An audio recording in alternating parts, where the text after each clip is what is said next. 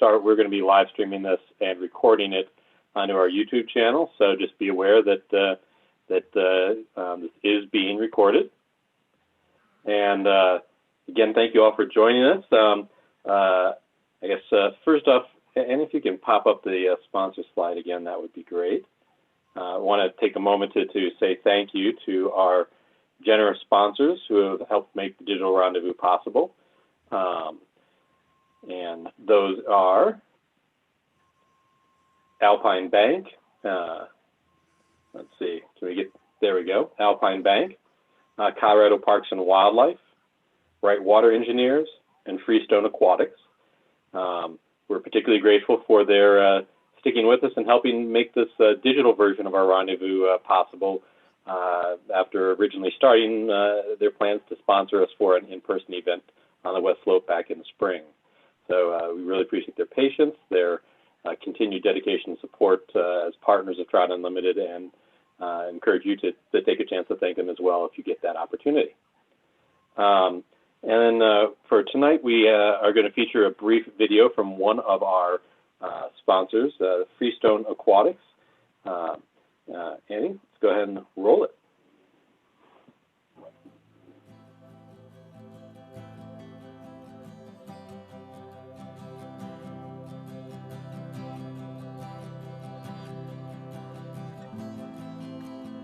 That's what the Fraser looked like before the project. That cannot sustain aquatic life. No. See how wide the water spread, yeah. and these rocks heat up and that water heats up.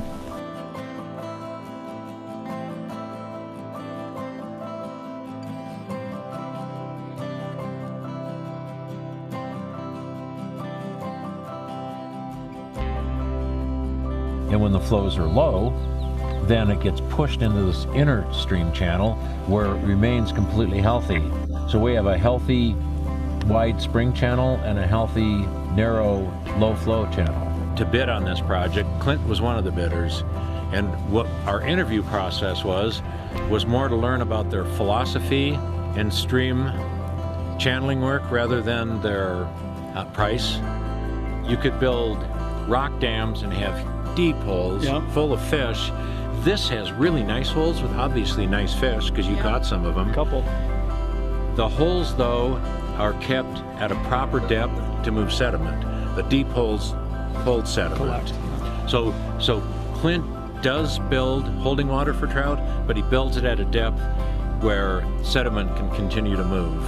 Another thing that he does exceptionally well, we found nice fish, but we didn't have to fish what looked like a pond.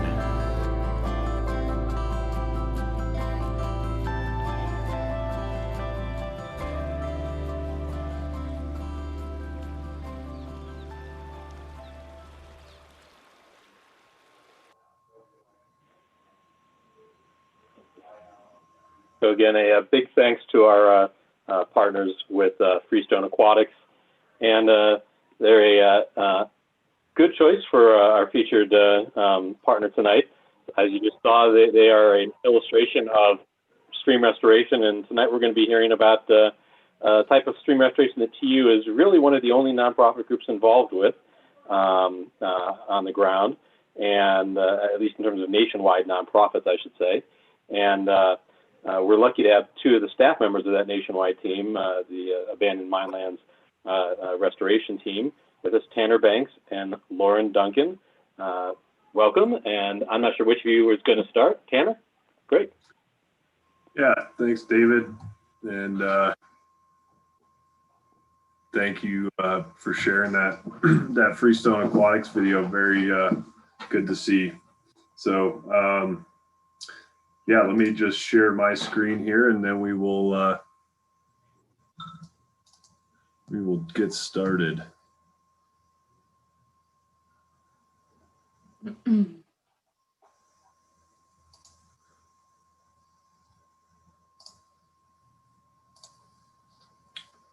Okay, everybody maybe thumbs up that you're seeing this shared screen there. Perfect. Thanks, Barb. Yeah. So like David said, Lauren and I are part of the Abandoned Mineland program for Trout Unlimited. My name is Tanner Banks. I've been with TU now for almost 2 years, and I'm based now recently on the West Slope.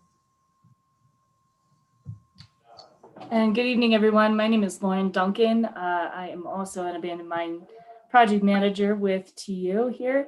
I am based up in Rollinsville and work in Gilpin, Boulder, Clear Creek, and Summit counties, and then kind of helping out on any other projects that Tanner and Jason, our program manager, take on. Super. Without further ado. So, as David mentioned, we're one of few national nonprofits that are involved in abandoned mine land reclamation, and it's a significant issue throughout the West as well as the East Coast, but we're predominantly focused on our West. Over almost 500,000 abandoned mine lands in the Western U.S., and then 40% of those Western watersheds, the headwaters, are kind of polluted areas. So especially in what we see in Colorado is predominantly hard rock and placer mining, and that takes place in the upper, third of the watershed in these small headwater tributaries, and then that pollution just really, over time moves downstream and affects aquatic ecosystems from the top down. So this is a large issue on both public and private lands, as we'll go to throughout the presentation. But what's very clear is that there's not a waterway in the West, a major watershed that's not impacted by some type of legacy mining. Yeah, so if we kind of narrow down to Colorado, with PHE and some other state organizations, it's estimated that there's approximately 23,000 abandoned mine lands in Colorado. 80% of those impaired ways are the result of mining operations. And then as of 2017, CDPHE data suggests that 1,800 miles of waterways in Colorado are impaired due to acid mine drainage. And then to cap that off, over 5,000 mines on BLM and U.S. Forest Service land. So these are our public lands that we're talking about here.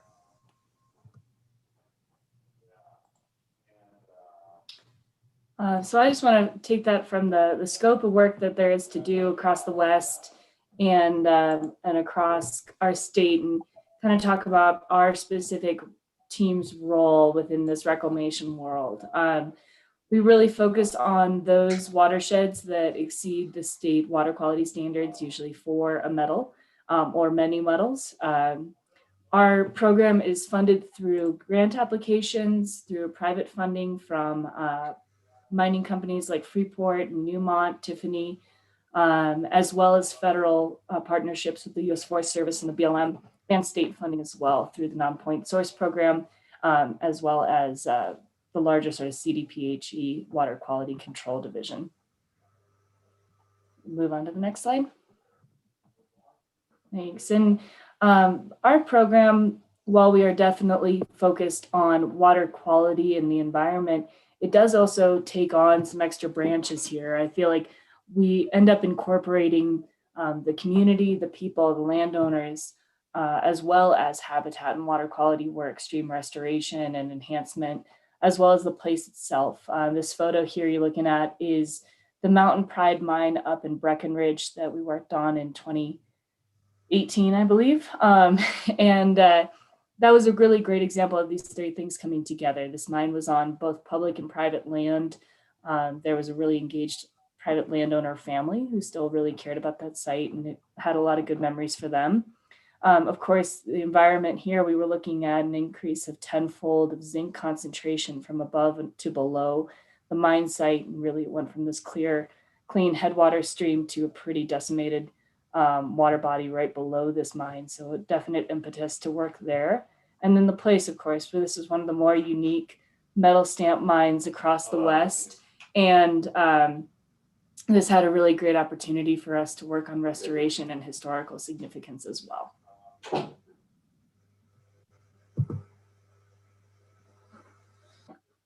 Okay, so just to kind of recap from last year, just to give you all some context as far as what our program does. And again, this has mostly been Lauren and Jason really leading this charge in the last several years. So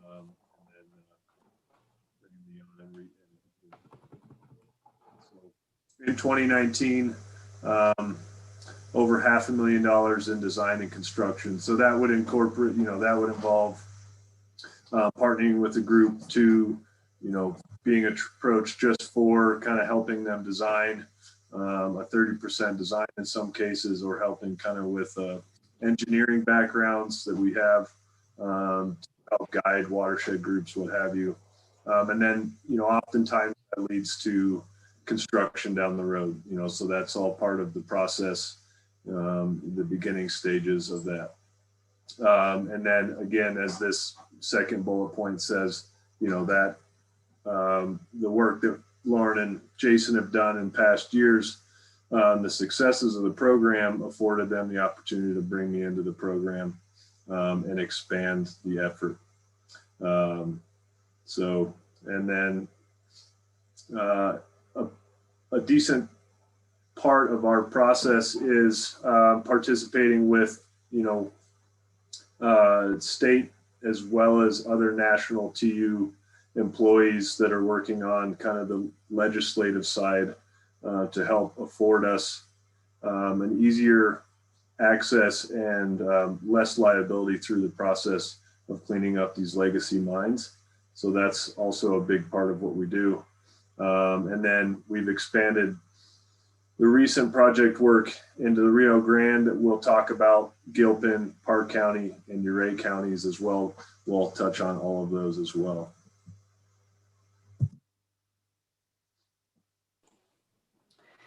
So one of the projects we've gotten pretty involved in over the past 2 years is down in Creed. This is the Willow Creek watershed immediately downstream of town. This floodplain experienced pretty significant, sorry, I got some family stuff going on in the background here. I don't know if you guys can hear it. But thanks, Matt. This watershed did experience some pretty significant flooding throughout that area. It's a box canyon just above town. And so when we had some pretty heavy snows in early 2019, we saw some decent flooding through this whole floodplain and just really ripped the floodplain to shreds. Unfortunately, below the shallow soils on the floodplain, there was significant historic mining operation, as well as historic mining up in the box canyon above town that had mobilized downstream and was really impacting this floodplain area. You want to skip to the next slide?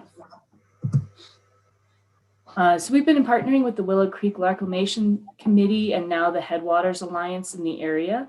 This committee had funded some cleanup work and some restoration throughout this lower floodplain with $319. However, the floodplain wasn't really designed correctly for such high flows and was a bit perched above the outlet from town here.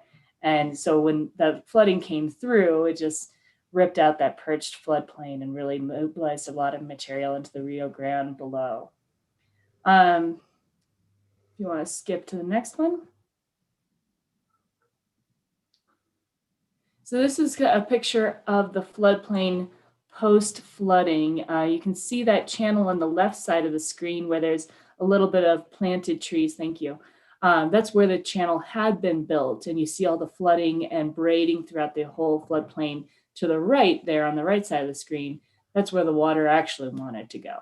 So what we've been working with is reestablishing this sort of braided channel throughout the floodplain and allowing for more sinuosity and allowing for more flood type flows through this area. Of course, there was, a significant sediment discharged into the Rio Grande below town here, and we're trying to get a handle on that. We did do some emergency work last year that was funded through the Water and Power Authority by the state And that was helpful in establishing some stream banks and trying to get this flow at least a little bit contained to start it off. But then the work will continue over the next kind of 2 to 3 years, we imagine. You want to move to the next one? So this shows a little bit of the work that we started doing in 2019. Of course, this was with partners on the ground there. So that's a lot of how we do our work. It's really based on local connections and local partnerships. We know rivers and we love rivers, but they live those rivers. Those are right in their backyards. And that is always a knowledge base you can't replace. So we've been working with the Headwaters Alliance here, building project partnerships and trying to establish some community infrastructure here. The whole floodplain had a really beautiful recreation path through that area, some good river access, some good opportunities for kids to get involved there. And so we'd really like to reestablish that. And what we'll be working through and into the future is redesigning this whole stretch of stream. It's about a 3-mile reach here below town. So we're putting together design plans and an RFP this year for a 30% design to lead future efforts through this area. You want to skip to the next one? So in 2019, what we did to kick off this work was the installation of a low-head dam at the beginning of the channel. We put in 8 rock barbs where you see those red dots and dashes throughout the upper and lower watershed. I know it's kind of small, I apologize. But we did put in, thank you, about 2,000 willow cuttings, all manually cut and planted in order to get some establishment of channels and some revegetation kicked off there. Unfortunately, we did need to do a lot of armoring in this area as well to protect a historic railroad that runs through that area. So we put in a pretty decent amount of riprap channel and then did a lot of work to reshape that channel, allowing it still to follow its floodplain, but its flood path, excuse me, but also trying to protect the infrastructure on site. There are a couple head gates, there's a railroad, there's a historic mine pile. So trying to protect all of those features from the flow, but still allowing for some mobilization as well. And in this series of photos, yeah, if you want to keep scooting through, that's how we install these rock barbs. So they'll go into about the middle of the channel. Yeah, if you want to take one more back step. Sorry. There we go. Cool. So you see our excavator working in the wet there. He'll start excavating in the middle of the channel. And then as you keep hitting through these photos, Tanner, delightful. There you go. You can see him starting to place these boulders about half in and out of the water, ordinary hard water line there. So those are primarily buried structures, but then if you keep going through the photos there, thank you, you'll see how they start tying into the boulders on the side of the creek. So those are pretty well established structures by the end of the day, but you also don't really see them. So if you take one more photo there, I think that should be our final. Yeah, so at the end of the day, you don't really see that structure, but you know that it's tied in there. It allows for some of that bank protection and some of that flow to slow down through that area. Scoop to the next slide. So as I mentioned earlier here, in 2020, we've moved into the design process here for the next several of years. So we secured a major grant of $250,000 with the Headwaters Alliance here. And what we'll do is help them with the technical aspects of this design for the future and then guide them through restoration efforts as well. We'll be working at the the Amethyst 5 mine, which is upstream in that box canyon that I mentioned. So trying to establish a little bit of control upstream before water hits this floodplain. And then working to do some assessment as well. We're very fortunate in this area that there is a really great Riverwatch data set for, 10 to 20 years back, which is almost unheard of. But we want to maintain that and really get a good handle on pre-construction conditions, so that we can monitor those into the future and make sure that we're really establishing a healthy ecosystem in that area and not just rebuilding a channel. As I mentioned, we're working on that 30% design. The RFP is out now. We already had our pre-bid walk. They're really good firms getting involved, so we're really excited about that. And then one of the challenges and sort of an interesting aspect of this project is that the Nelson Tunnel site is immediately upstream in that Fox Canyon. And that is a Superfund site that is actively working towards restoration opportunities, restoration alternatives, and sort of that evaluation. So it's an interesting site where you've got a whole floodplain coming together that really has to be built almost from scratch with historic mining upstream, infrastructure to protect downstream, and of course the Rio Grande at the bottom. So pretty interesting things coming together, and excited to be a part of that project. I think that leads to your next slide. Yeah, so the next series of slides, we're going to talk about the continued work and partnership at the Mount Emmons mine in just outside of Crested Butte. This is a retired mine, but owned by Freeport-McMoRan. But there's a continued effort at this mine to basically mitigate surface water infiltration to the footprint of the site.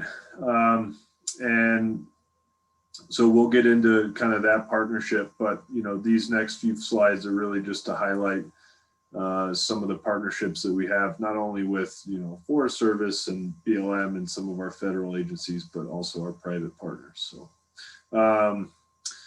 and a lot of this work, Jason Willis, our program manager, he's really spearheaded a lot of this. So this has been his baby for many years, and he's worked hard at this. But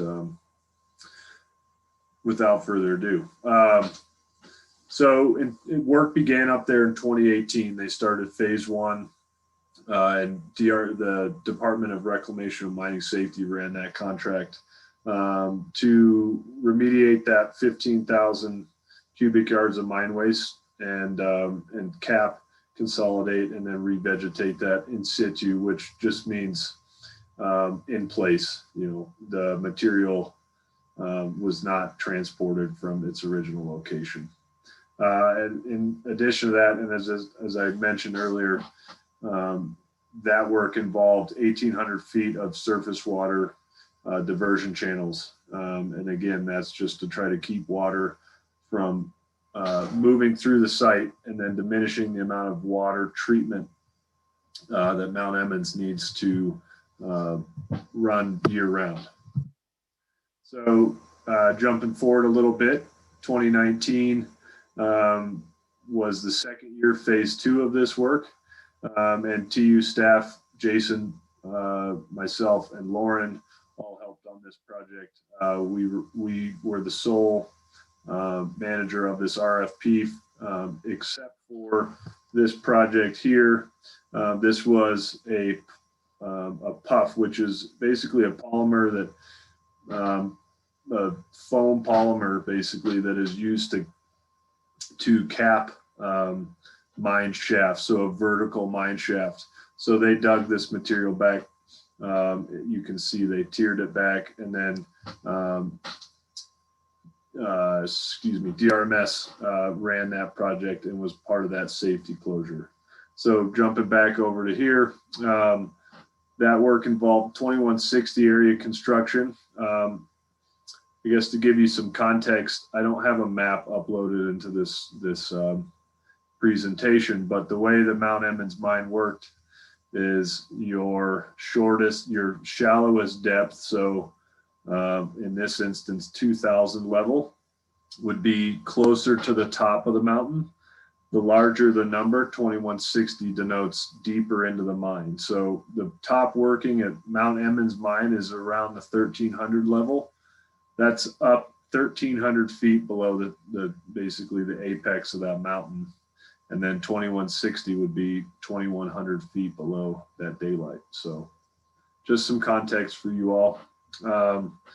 Yeah, so again, that involved, consolidating material, treating it in situ, using amendments that we've developed over time to revegetate the area, as well as another set of surface water controlled channels, channels for maintaining surface water.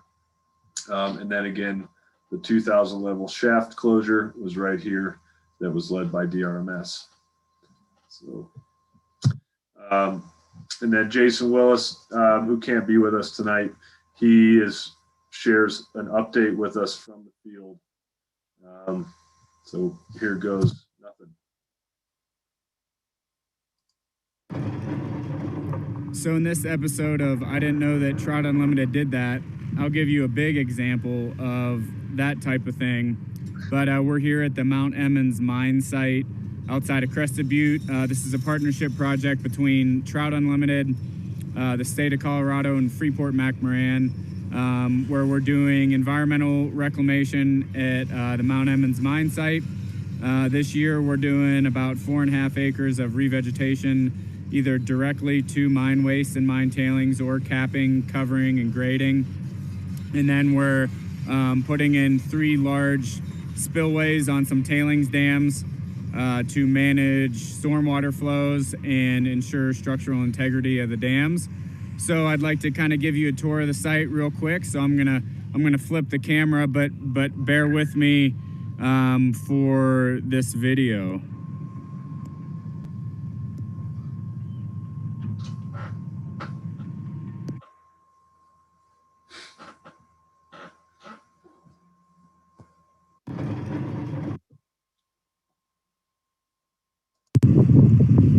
So we moved down to the tailings dams. I'm on the top of the crest of Dam 2, and we have our 320 excavator working right now, putting in about 1,200 tons of D18 or D50 18-inch riprap in this thing. So D50 means 50%. So 50% of our riprap would be bigger in size than 18-inch, and 50 would be smaller. So that's what was spec'd for this tailings dam. Looking downslope, you can kind of see Dam 3 and the interim spillway that we put in down there. Ryan is doing the same thing here on Dam 2. Here's the crest, and then looking up at Dam 1. So the way that this whole process was designed was for a 1,000-year flow event, that if we get almost 500 CFS coming through the site, it would go over these stormwater controls, fill up the tailings dams, come through the path of least resistance, down here through the other one, and then through the third one, to reduce failure of the tailings dams and subsequent loading into Coal Creek, which is a drinking water source at Crested Butte. So that's kind of the process with this, is to try to build these tailings dams for flood resistance. But this is another example of some, I didn't know that TU did that, but putting in some stormwater controls on some major tailings dams here in Mount Emmons mine in Crested Butte.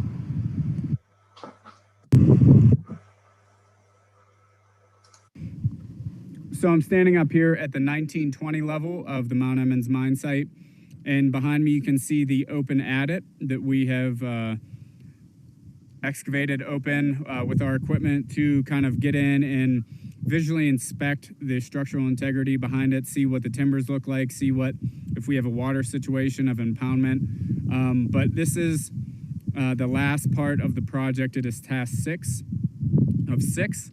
And the premise of this was to basically find where 1920 daylighted or hit the surface, and then evaluate what type of closure mechanism we had to put in there. So DRMS, the State Division Reclamation, Mining, and Safety, has been involved, and we're using their spec book to install a concrete block wall that'll go from the gravel drain floor that you can see all the way up to the top of the brow, so about a six feet in height. And so this will properly safeguard any person or animal getting into the 1920 workings, and it will also allow water to drain out through the gravel drain on the bottom and we'll do a subsequent backfill in front of it to deter anybody from messing with the concrete wall.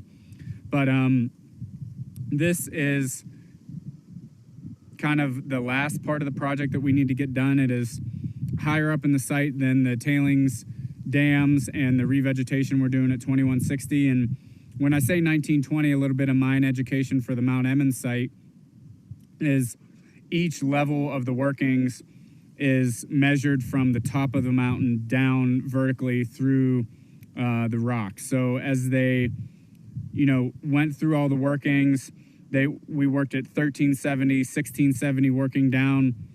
This is 1920, 2000 level is below us. And then 2160 is the lowest part of the mine where the draining adit is right next to the re-veg and the tailings dams that we're doing this year as part of the work. So this is a little bit outside of the scope that we typically do, but again, the state is involved in helping us oversee the installation of the bulkhead wall. And also with part of this project is a big regrading effort. There was some subsidence associated with this opening, so we backfilled that and we'll do some revegetation on that as well. So again, whenever we take on some of these mining projects, the type of work is so diverse, from open closures, physical hazards, to environmental cleanup, environmental hazards. This project involves something a little different, working on some tailings dams with the engineer records, Stantec, as well as Freeport safety staff. So, I mean, our program here at Trout Unlimited, we take on kind of every and all aspects of a mine reclamation project, and the Mount Emmons project this year there is no better example than this one.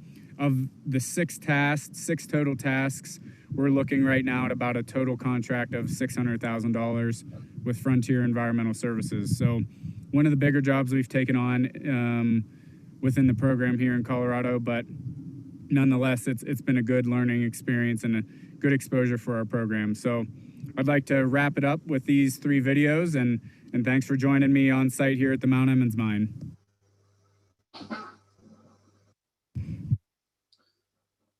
Okay, and just to kind of bring it full circle there for Mount Emmons, our program was recognized last year at the work at Mount Emmons by Patagonia and the Red Lady article that you see on the right of your screen there. We've been kind of featured in a few magazines as well as local papers, and then just growing community support and education. So this has been a really positive project for us over the last several years, and it will continue for the next probably 2 field seasons to wrap up every scope of work that Freeport-McMoRan has slated for that site. So we're Lauren and I thought it'd be good to take a break after the videos and kind of the initial part of that slideshow, and maybe take some questions. Annie, I don't know, maybe let's see. I was just answering a question from Ken. He asked if HCCA, the High Country County Advocates, were involved as a partner on the Freeport project. They were not involved in the construction portion of the project. I should have answered more clearly. That was just with us in DRMS, Frontier, and DRMS and Frontier. But they have been involved in terms of kind of getting a whole grasp on the scope of Mount Emmons within that larger watershed, understanding its relation with community relations, communications, and then of course the complexity of the advocacy questions in that area. So not directly related to construction, but definitely an area partner. I hope that answers that question. Great. And Matt, thank you for your question. We actually, I'm going to defer some of Ty Churchwell is kind of our state representative as he's with National TU, but he is heavily involved in our Good Sam legislation. So he is on this call, and we've talked with him kind of after the fact. We will maybe rope him in and answer questions regarding Good Sam. So, you know, maybe we defer that, as you mentioned, to the end. And then, yeah, your final question about the location of that Freeport project. I think that's what that question was related to. No, that's actually right outside of the town of Crested Butte on your way. It's on Keebler Pass on your way to Paonia if you stayed on that pass all the way through.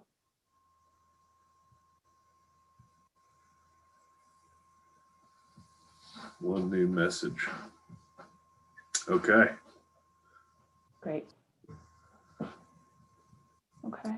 Yeah, if you guys have any questions, post them there. We'll readdress them here at the end of the presentation.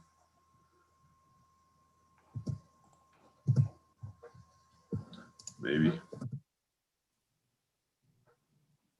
So I just wanted to continue with a couple of short and small projects that we also pulled off in the interim between some of these larger ones. And this 4UR project was actually done during the COVID lockdown. It was like, well, if there's not much else to do, let's go fix a river somewhere. This is actually on the Rio Grande as well, on a tributary called Goose Creek. You'll pass the 4UR ranch on your way into Creed. So right in that same area, lots of those same partners in place. 4UR is a stunningly beautiful trout fishing ranch. So if you ever have just a load of time and money to spend on a beautiful place to go fish, that's the one. This was a partnership project, again, with DRMS. You'll see how often we are partnering with the state here. They are a really great partner for us in terms of being that safety arm of a lot of these mine closures. They'll do the closure work and the safety stability work, and then we do a lot of the environmental restoration work. So that was exactly how this project played out as well. They worked to stabilize this mill foundation that you can see in the picture here right on the stream bank. And then we started work right in that cut bank there. So this is an interesting project and one that I think we'd love to do this type of restoration more often because you get to use some big wood and big boulders through this area. We ended up filling it with 15 boulders, 16 tree root wads, quite a bit of fill, again, with those willow clumps and stakes and cuttings, and ended up doing it pretty quickly for a very small budget. I think we have about one more photo. Is that right, Tanner? Yeah, sorry, there you go. There you go. So you can kind of see that, that cut bank through that area. You saw the incision there, how that was really eating away at the side there. So our solution kind of used a lot of the local materials, used a lot of the materials on the ranch.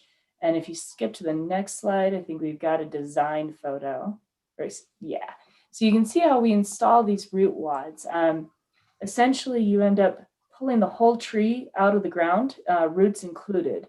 So these are usually trees that we had to clear anyway for site access or for this, in this case, the ranch owner was already purchasing some trees for plantings for the year.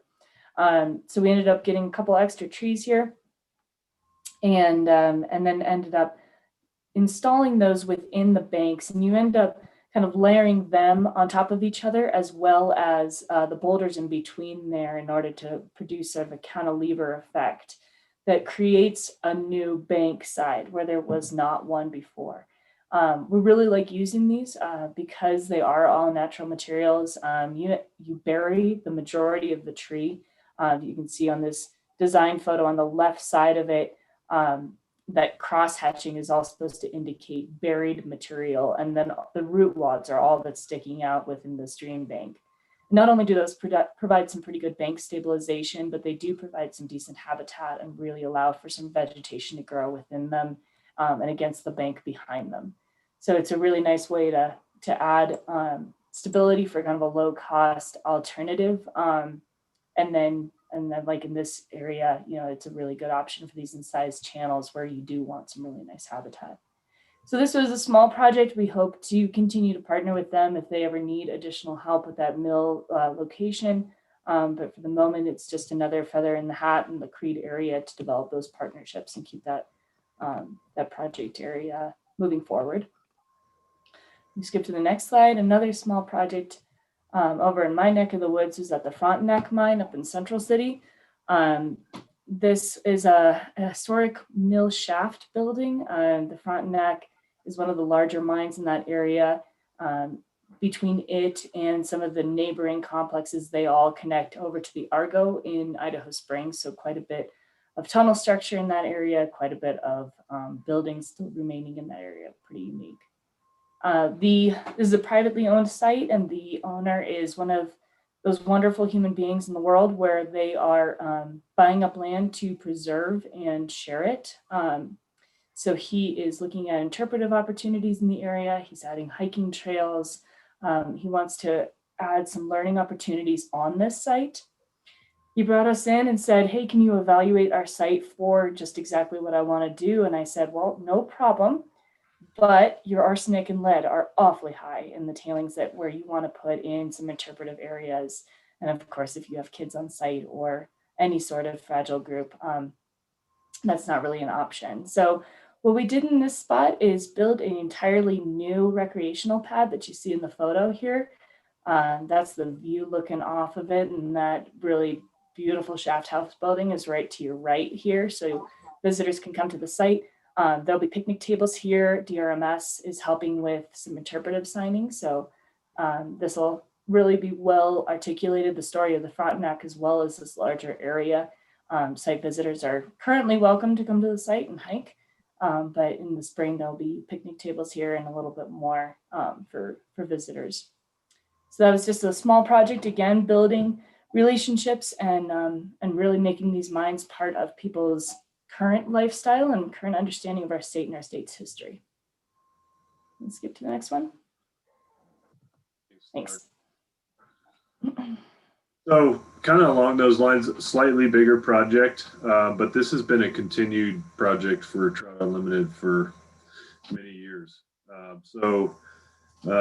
This is the Tiger Mine. And so what you'll notice here will maybe kind of step back from, you know, the language here to your left and just follow along with me audibly. But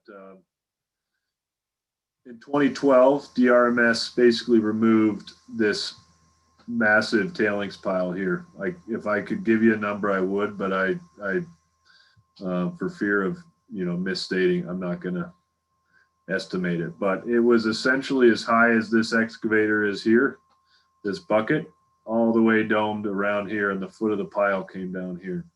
And that was buried up here in a repository in 2012.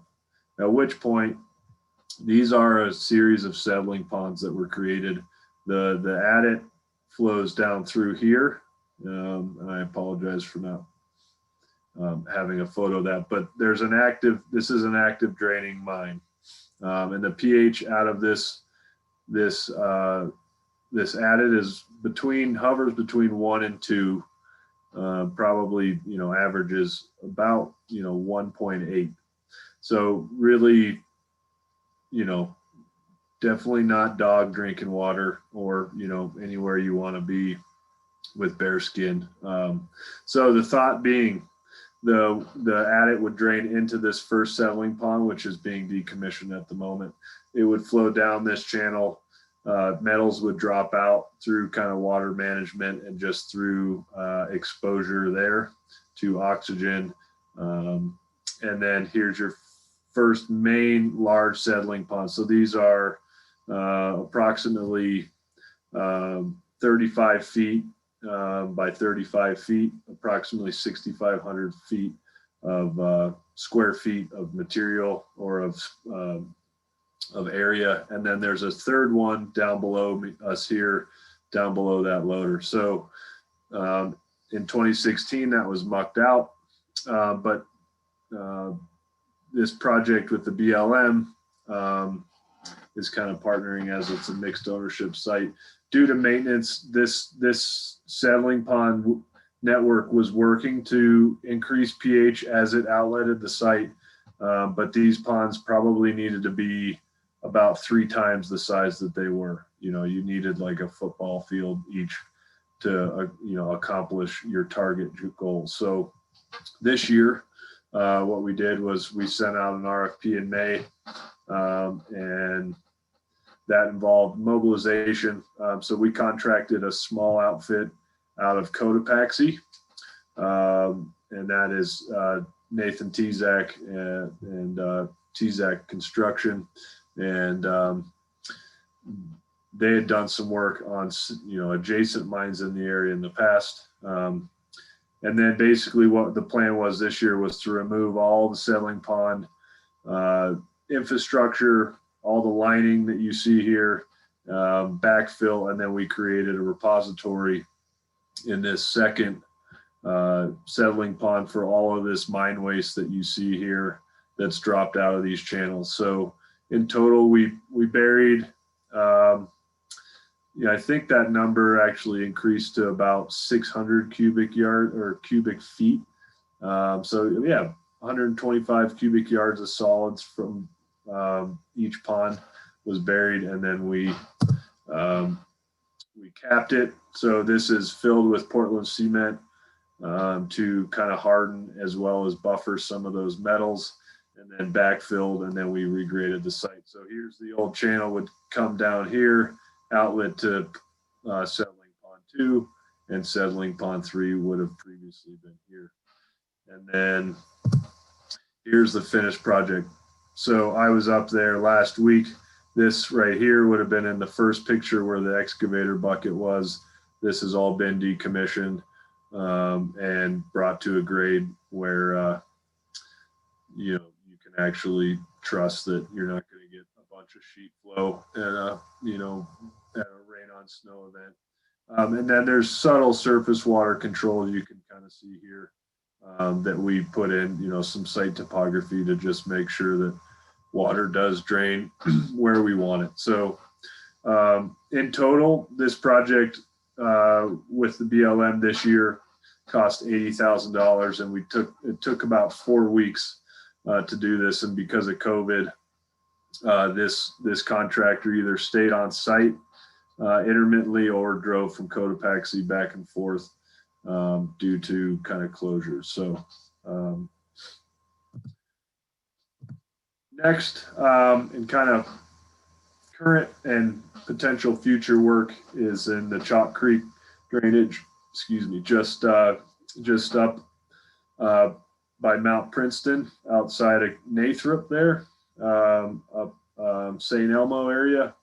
So we've done some work there in the past at the Mary Murphy mine, which I don't have pictures of there, but we've worked with the U.S. Forest Service on a reclamation project there at the Mary Murphy. And then this continued work in Chalk Creek is to the Forest Service as part of our active project or our program agreement. We are helping them to quantify loading from each of these 3 mines. So the Stonewall, the Floribel, and the Lady Murphy. So this right here is a partial flume. Water comes through this here. This is a stilling well or a stilling basin. Right now, currently we have transducers that'll measure flow and changes in flow through the season. So that'll help us get a loading at each site seasonally. So there'll be some temporal, we'll be able to say exactly what the temporal variation of that loading is. So this is a, Lauren, help me out, NTE contract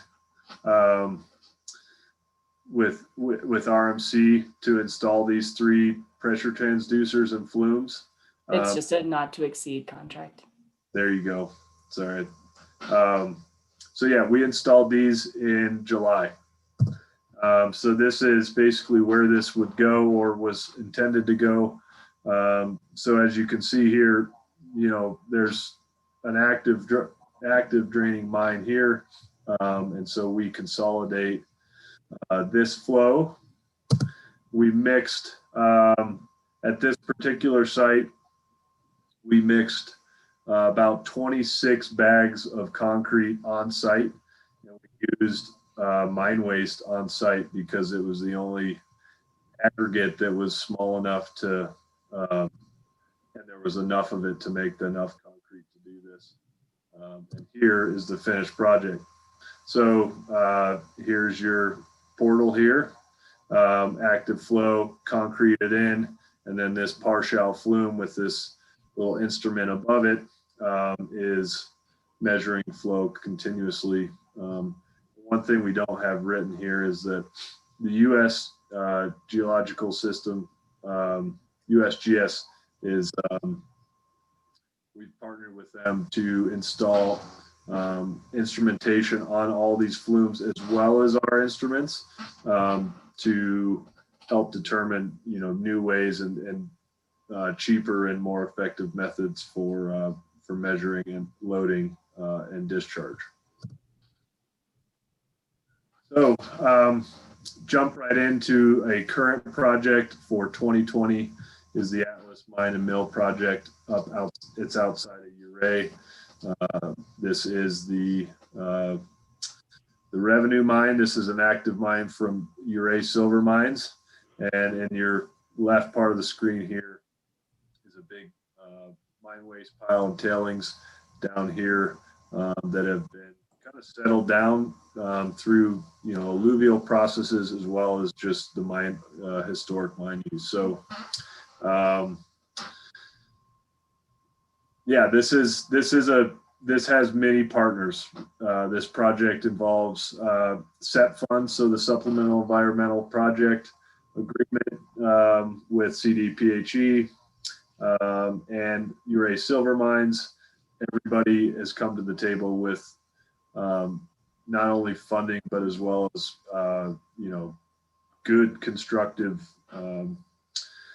input as to, you know, the best way to approach this. So we started construction on this project on the 13th after this went out for an RFP last year. We contracted John Reams in 2019. So it's basically been a full year since we contracted them that we actually have now done the work. And that's been, the U.S. Forest Service has been instrumental in helping to kind of speed up the process that normally would, you know, I think they would have preferred that to take longer than it did. So yeah, we started October 13th at this site, and we'll walk through kind of the priorities of the site here now. So as that last point kind of said, you know, the first step is, you know, quantifying what is going on site, what's loading where, and, you know, how often. So you know, the initial set was to go out and take soil samples and water samples. From there, you know, the paperwork and the reporting starts. So we are at a point now where once we know the loading and what the concentrations of metals in the soils are, and once we have an idea of kind of the soil type, we've developed kind of this spreadsheet, and where we can make nuanced changes to it to determine kind of what our soil remediation is on site. That always involves installing test plots. And then this is kind of what you see, what we use before we go into test plot, and breaking that down as you see here in a different square footage, you know, so you've got a known area, and then you're applying different amendments and rates to kind of reach your target your target amendment, and then you see how they grow. So here's a truck full of amendments, different, you've got kind of our vegetation or our wood straw here, fertilizers, lime or crushed limestone, and then fertilizers. So we'll move through this fairly quickly. Just so in those plots, basically this is a 5x5 plot, so it's 25 square feet. We have a known pH of 3.4. Our R2 amendments, we changed up. You've got 20 pounds of powdered lime, so that's your buffering material.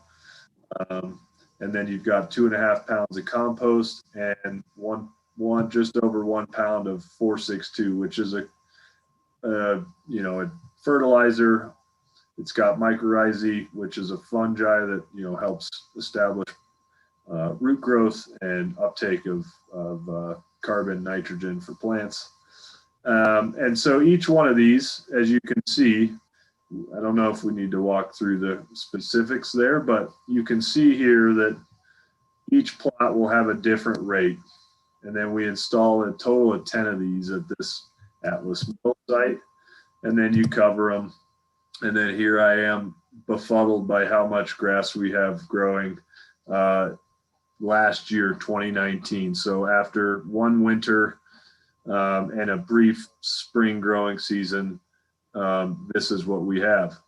So pretty astounding, right? And so from there we go through and quantify the amount of vegetation per that surface area, and you determine, you transpose this number to give you your total amount of amendments required. So moving on, as a part of kind of the planning process, there are alternative actions that we propose to U.S. Forest Service on,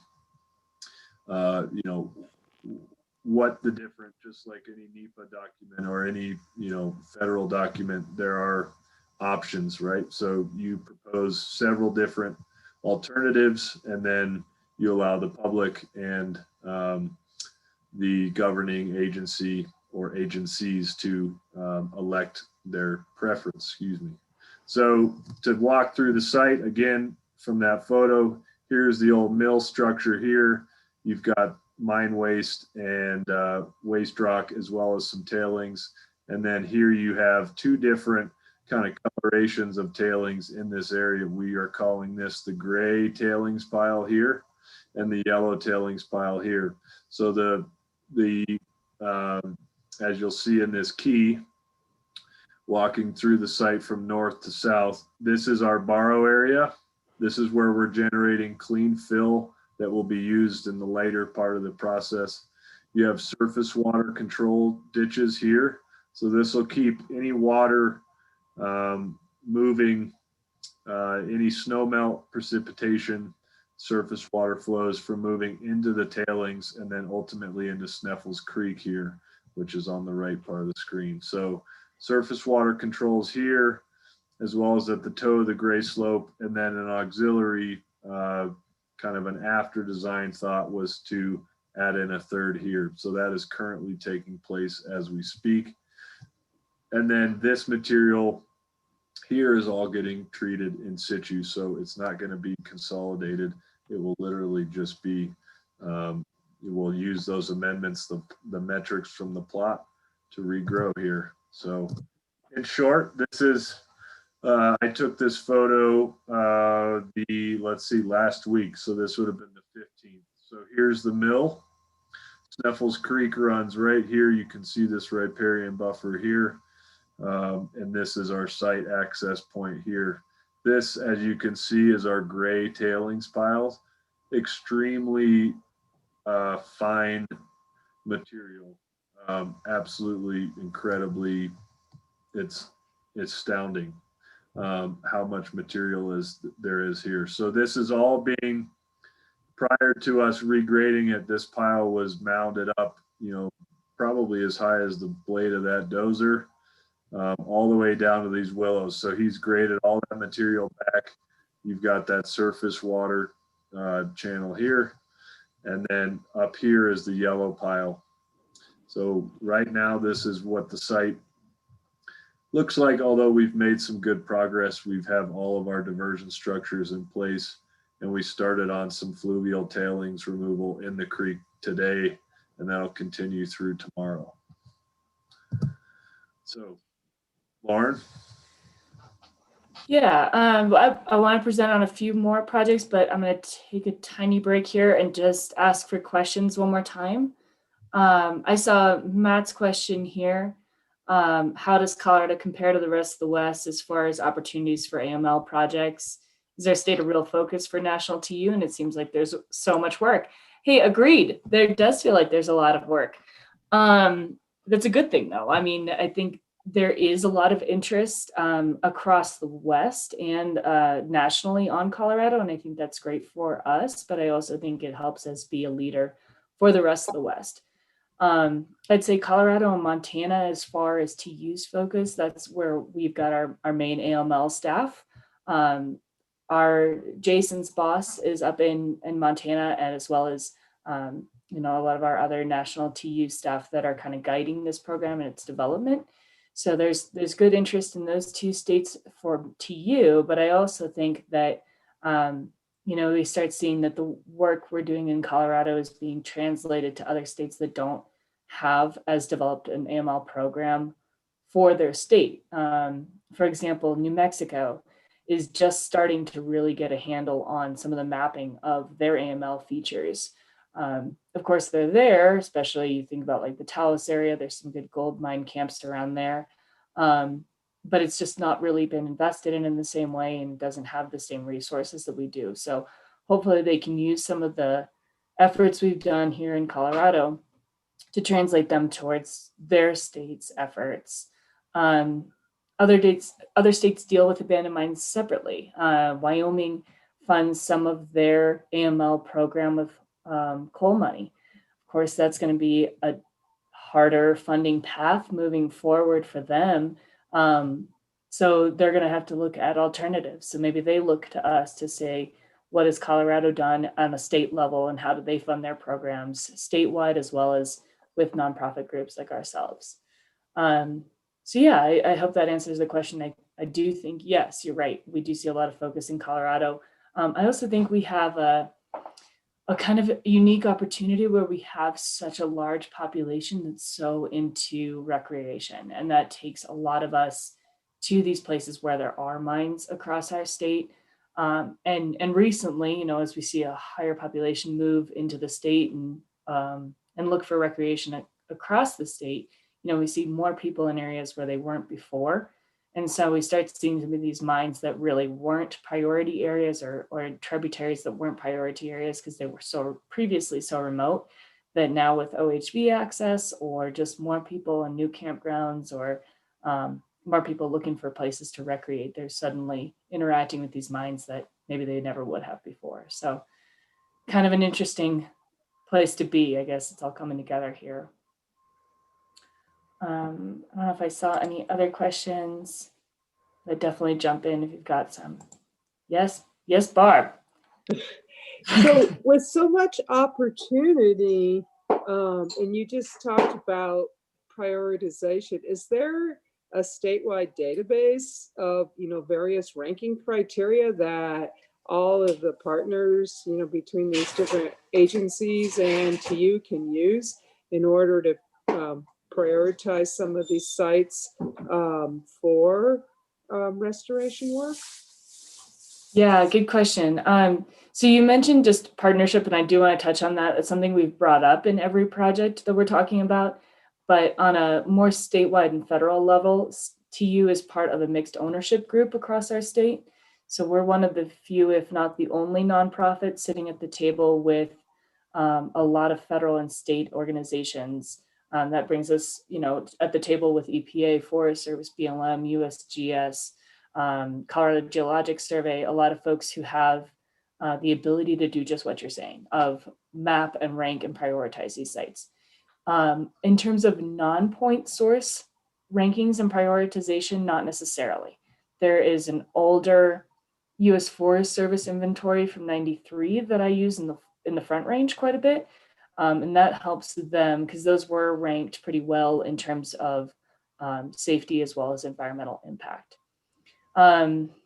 Similarly, in terms of ranking and review, Tanner and I completed a review in Gilpin County for the BLM last year that again looked at closure status as well as sort of integrity and safety of each site. We didn't do environmental sampling, but we did look at stability, erosion potential, location in a stream bank, things like that. So very localized efforts exist for non-point source. For draining mines, there is a draining mine inventory that the state and EPA has developed. It lists about 250 draining mines across the state. That's the ones that DRMS knew about. It does not mean that it is all of the draining mines in Colorado, but it is definitely the ones that the DRMS staff was aware of. And there was quite a large sampling effort that went into listing those mines. So there's water quality data available on all of those. It's all publicly available. If you need help finding it, Tanner and I can help you do that. But that does help for point sources. So those draining mines themselves. From that effort, I've been really involved with the state and EPA ranking those specific mines. And we're looking at everything from location to recreation areas, what kind of habitat exists for aquatic organisms in general, benthic, as well as fish.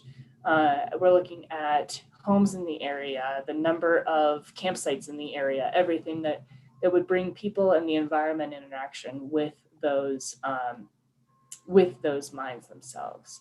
Yeah, and as Ty's mentioning here in chat, I mean, there are numerous inventories across the state. He's mentioning one in the Animas River headwaters that, yeah, exactly. There's 180 mines in that inventory. So, you know, these are various resources that exist. They're probably more localized than any of us would like them to be, but they are out there. And I think that prioritization effort is a consistent question and interest for both the state as well as the EPA.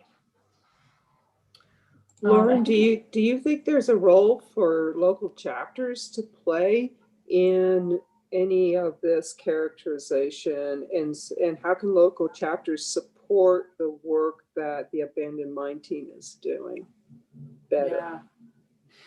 Yeah. Well, and I think that's a great question. Yes, is the answer, of course. A lot of chapters, like a lot of the ones in the Front Range that I know you're involved with, the West Denver chapter have really healthy and ongoing River Watch as well as volunteer groups. I think that River Watch data can be written off in terms of like, well, it wasn't an agency who collected it. So that gets a little challenging sometimes when people are, when agencies are looking for justification. But like I mentioned in Creed, the fact that 20 years of River Watch data exists is invaluable there. I mean, it gives us such a picture of that area that we would never have otherwise. So I don't want to ever discourage that, because I think I wouldn't call it citizen science. It's more than that, but I think it's citizen science and engagement in water quality as well as volunteer efforts is a huge role. The challenge that I think our small program has at a construction level is inviting folks to the site during construction. That gets to be hard for us just because of the machinery on site and kind of the insurance involved in all of it. But there are definitely revegetation opportunities as well as sampling opportunities. And I think that's somewhere that Tanner, Jason, and I can always use some extra hands. So I'm trying to do my best in the Front Range to really reach out. I think COVID put a damper on a lot of that this year, but as we move forward, and hopefully, fingers crossed, there's a vaccine within the next year or so, and we all learn how to readapt to our new normal, we can start looking at more of those in-field efforts. The other last part I would add to that is that kind of what I mentioned earlier about how local watershed groups are the local authorities, you guys are too. I mean, you're the ones who are out in every tributary and every reach of every river that you love. Tanner, Jason, and I get out as far as we can, as often as we can. But if you're out there fishing and you see something, or you're just hiking in an area that you know and love and something's wrong, we've had folks call in. I'm thinking of a fella over in Clear Creek who said he was fishing on North Clear Creek, and gosh, that orange water didn't used to be there, and it really shouldn't be now. So just from his tip alone, we've started working with DRMS and the local groups in Georgetown there to say, what else can we do here? And there's a problem. So definitely keeping eyes and ears open, and please reaching out to Tanner, Jason, and I whenever you've got questions or you want to learn more about an area, or if you've got comments and suggestions too. I'd maybe just chime in with one small thing, Barbara. I think too, just to build on what Lauren was saying, that your local Forest Service district, or like Trails Group, that's a good way for maybe local chapter, local folks to be involved. Not only to find areas where we can maybe do some sampling and come help, lead some sampling, but also to just gauge interest, right? So every forest has a different agenda, or maybe has a different priority. So if you can get involved on a local level, at the district level, and working with those folks to kind of gauge that interest, bring up projects that you might be thinking of, that could help, because that's a big part of all the process, is actually having a specific forest, signed up, and us working with them to try to allocate funds and get money in the forest to do, large scale sampling events, what have you. So maybe that's a way to just off the cuff thought on that. Yeah, thank you. So. Yeah. Okay.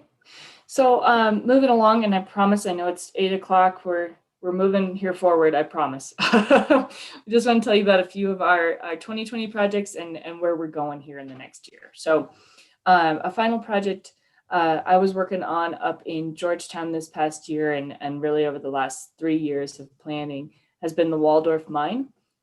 This one is in Leavenworth Creek, which is a headwaters to South Clear Creek. Again, a drinking water source downstream. Again, pulling together that people, environment, and place. We've been involved in this area with the U.S. Forest Service and the USGS, sampling and restoring sites since 2013 and 2014. This is an aerial view that you're looking at of the Waldorf Mine pre-restoration. It's got a draining mine adit as well. And you can see that draining adit kind of runs along on this aerial, anyway, the left side of the pile, and continuously interacts with the tailings on site. This means that you've got metals precipitating out of those tailings pretty much continuously. There's shallow groundwater upwelling at the toe of that pile, and again, interacting with the adit flows. So you've got kind of a mix mash of all of these worst water quality conditions coming together here. If you want to skip to the next photo. In 2020, what we've been looking at doing is beefing up the existing wetlands on site through establishment of stormwater ditches, drainage waters, multiple wetland ponds, and a passive water management system, which is fancy wording for a treatment wetland. These, on the design you're looking at here, ponds 1 through 4 are existing wetland ponds that we built out to about 3 or 4 times their existing capacity. You'll see the little black bars that run through each pond, and those were peninsulas that our contractor cut out so that they remained in place. And again, adding some buffering capacity, slowing that water out and precipitating metals throughout the whole area. Of course, revegetation is part of every project we did. That was part of this project. And we also applied a spray-on erosion control product to the tailings pile. This is an interesting site where the site is partially private and partially public land, U.S. Forest Service land. And the site owners did not want the site to visually change in any way. They really wanted it to remain, thank you, that's them spraying on that erosion control. They wanted it to remain looking like a historic mine site. That was the important part. This site is eligible for the National Historic Register of Places, as well as part of a larger historic landscape, which is a new, maybe not a new designation, but it's new to me designation, where these mines are not only being evaluated for the historic resources on site, but also as they play into the larger historic concept of the area. So this erosion control product that you see them spraying is entirely environmentally safe. It's also biologically safe. So these guys are wearing suits because it's very, very sticky. But it really smells, looks, and dries like Elmer's glue right on your pile. So it does dry clear and there's no visual change to that. And then finally, this site has quite a lot of problems with folks driving on the pile. It is accessible by four-wheel drive as well as OHV. What I was mentioning earlier about how people are getting into areas and recreating harder in areas where they necessarily were not before. This is suddenly open to dirt bikes and side-by-sides and everything else. So we had a lot of folks kind of driving up and down the piles and really destroying the historic character, but also exposing themselves to a lot of the metals within the tailings. So you'll see in the photos Tanner's got up here on the left side of the screen. That's the outlet from this whole wetland system that we created.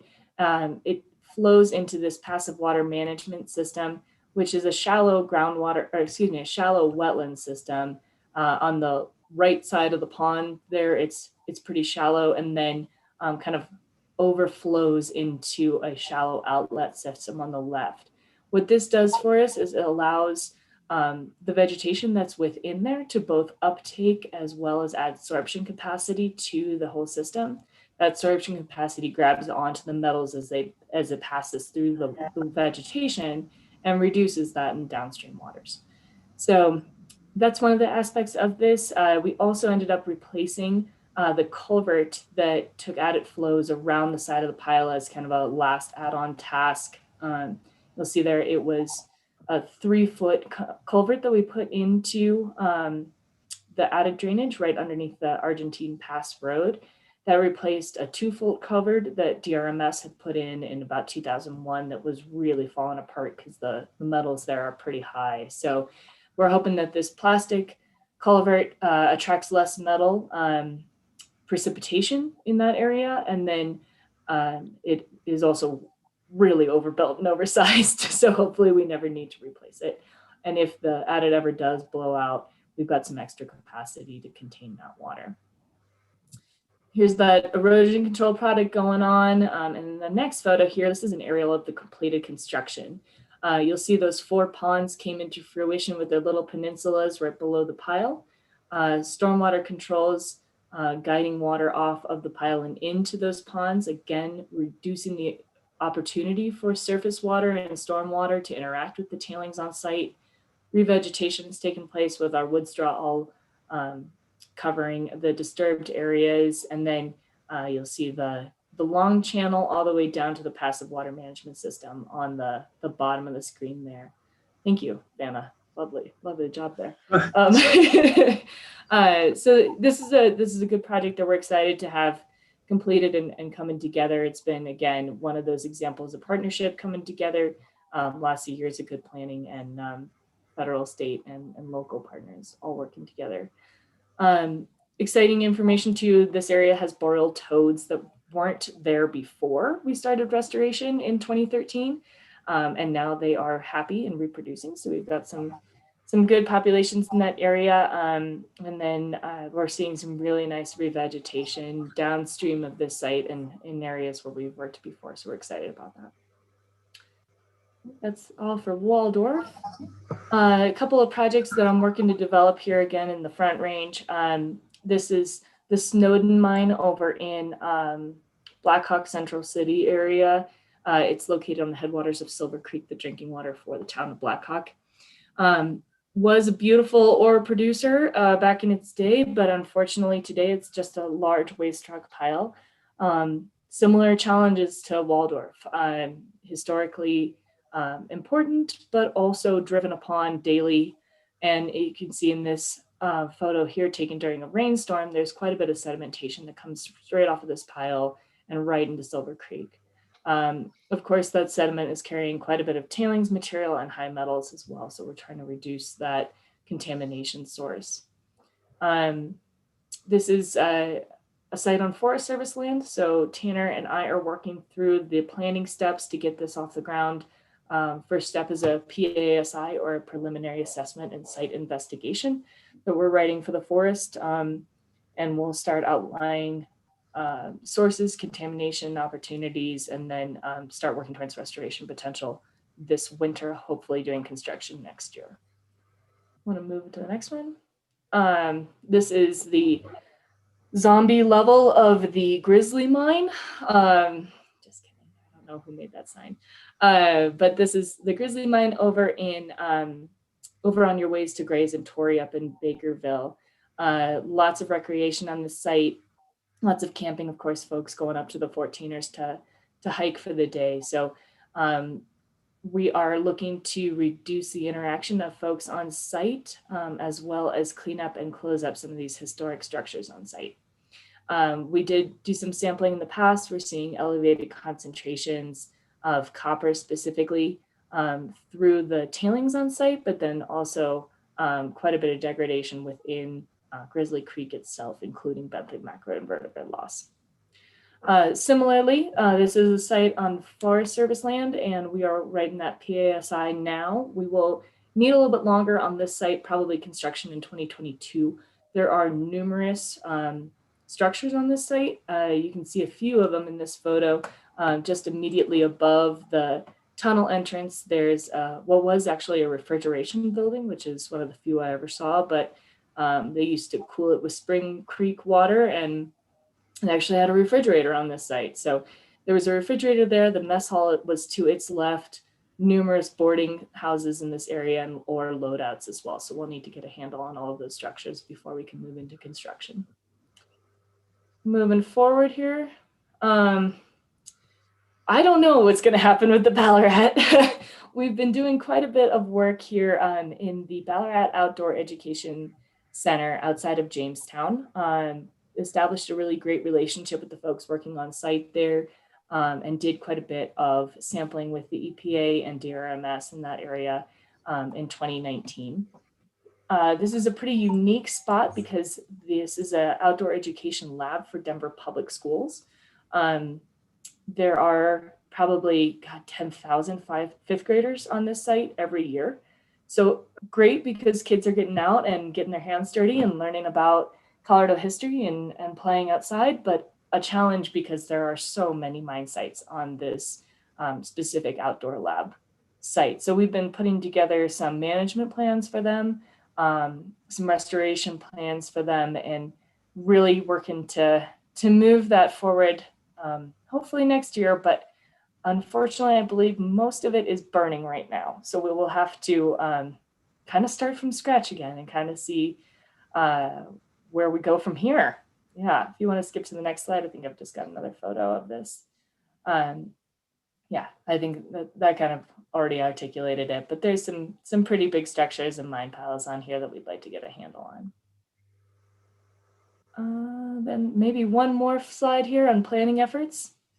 As we mentioned in our intro slides, there are numerous sites within the Blackhawk Central City area that I'd like to work with. In the past year, I've been really establishing a good relationship with the counties throughout this area, numerous landowners and some good partnership groups in the Clear Creek Basin. So we are hoping to work with some of these groups, as well as the EPA, DRMS, and School of Mines for sampling opportunities and some development opportunities through this area. We just completed sampling in Gilson Gulch above Idaho Springs. And at the last one on there as well, the Frontenac mine, of course, completed that project. But we're looking to work in Willis Gulch, at the Freedom Mine in partnership with DRMS, and at the Meeker Success. Those are all going to be in partnership with local landowners and DRMS, trying to get an evaluation completed. And again, to your point, Barbara, of prioritization, and understanding what type of restoration is appropriate when and where.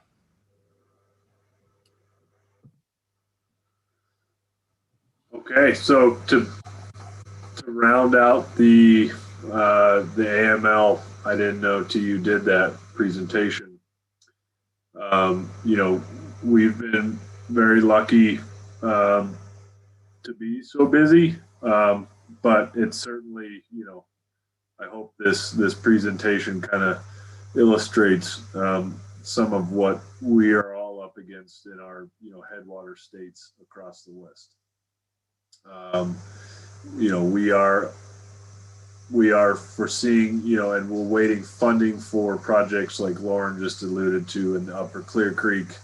We've got some work that I've developed in the Upper South Platte and Upper Arkansas, as well as, you know, with Lauren and Jason.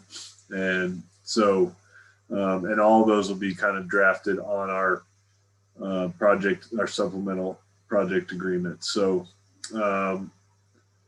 yeah, there's definitely it seems like new folks every year that are interested in what we're doing, whether it be private, federal, state, you know, small mom and pop operations like we alluded to in the presentation, to big projects, you know, $500,000, $750,000 projects. So, yeah, we are slowly, you know, taking away at it, and with the help of, you know, Colorado TU and our state folks there, as well as, you know, other folks working on legislation to try to work through some of the challenges there. You know, we're making progress. So with that, we will take any remaining questions, and then yeah, we'll end it there.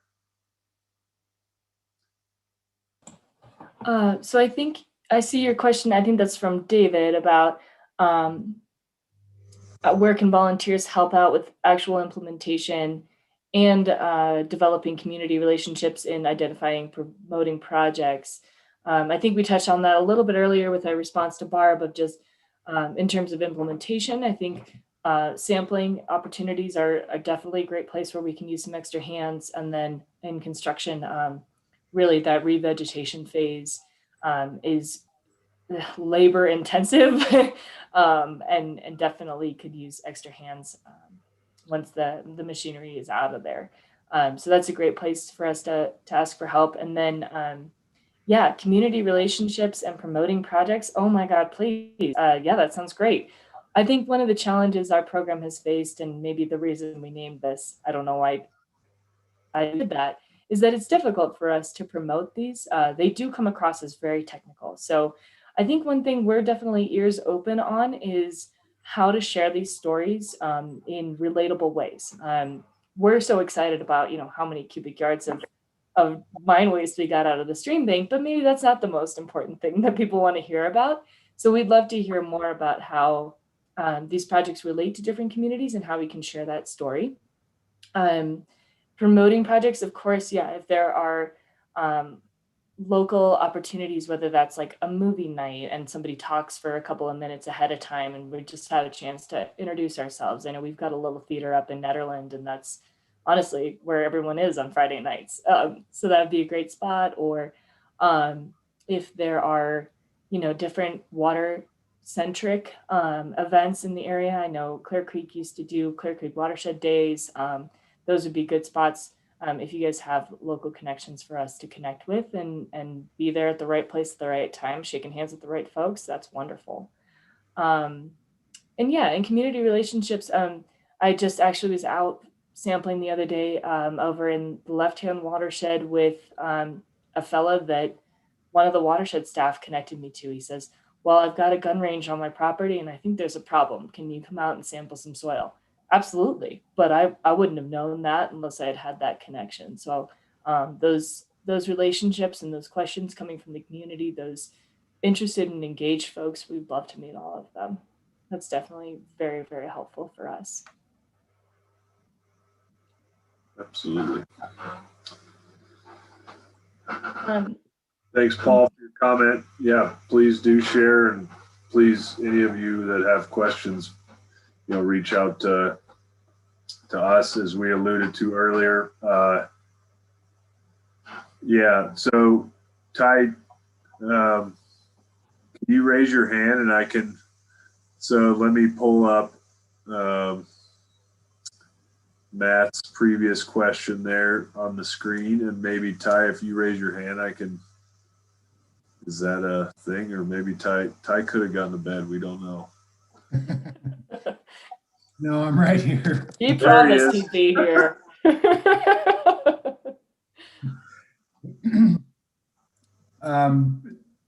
Tanner, did you want to tackle that one? Matt's first question? Yeah, it really relates to really your permitting processes and so forth. If passed, yeah. So, I mean, I think that the idea with Good Sam being that it will absolutely, it'll make, should we be able to approach sites on,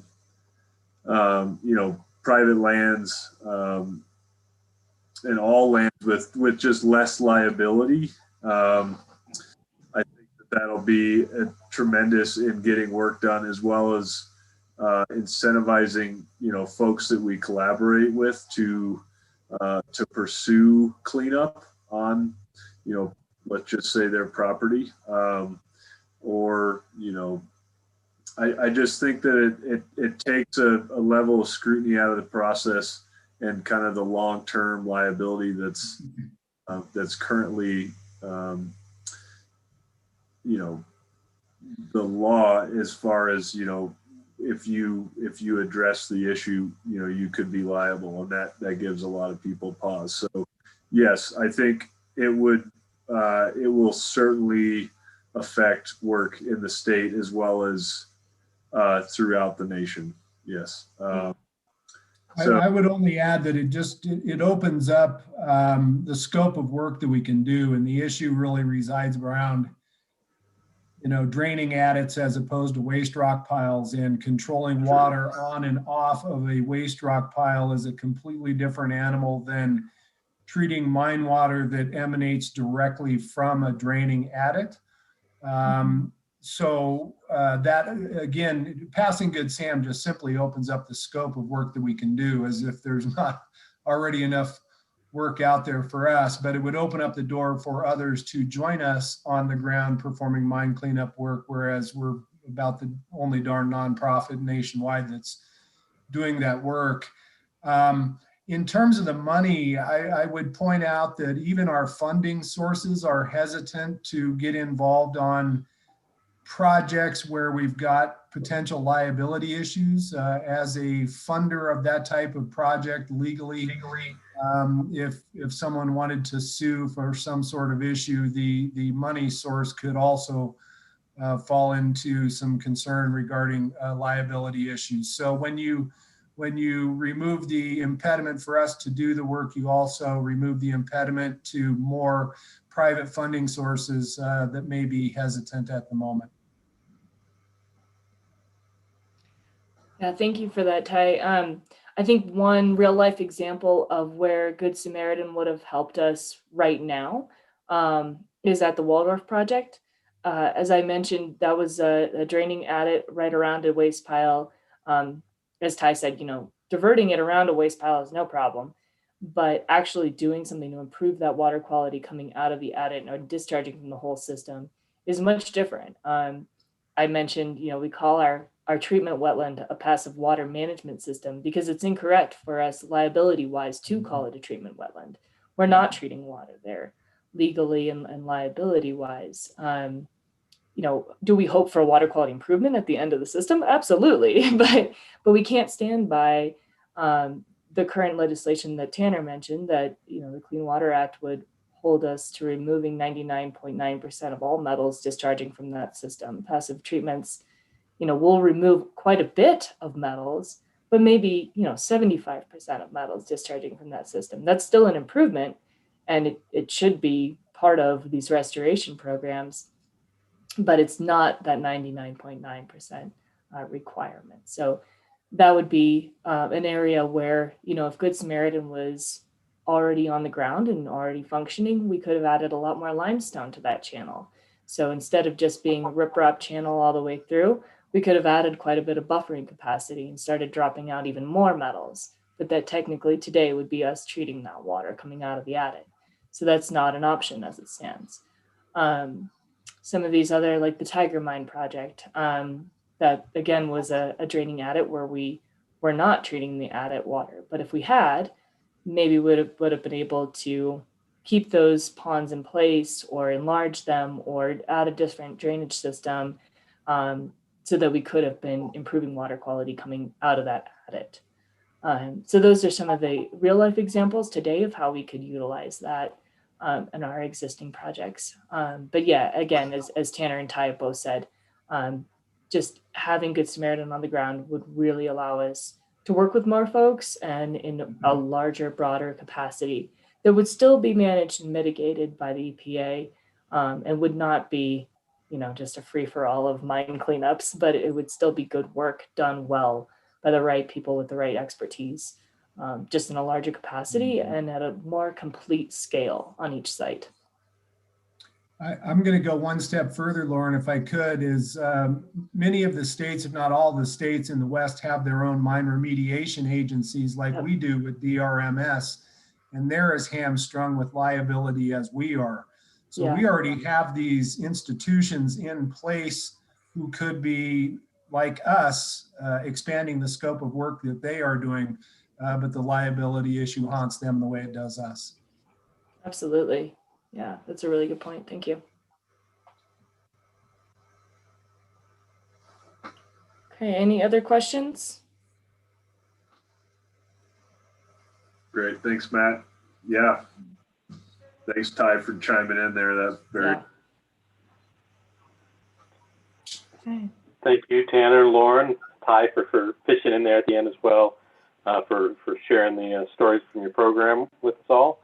And thank you, everybody who took part with us tonight. And we'll hope to see some of you tomorrow when we hear from our Bull Moose Advocacy Committee on how we can be more effective local grassroots advocates.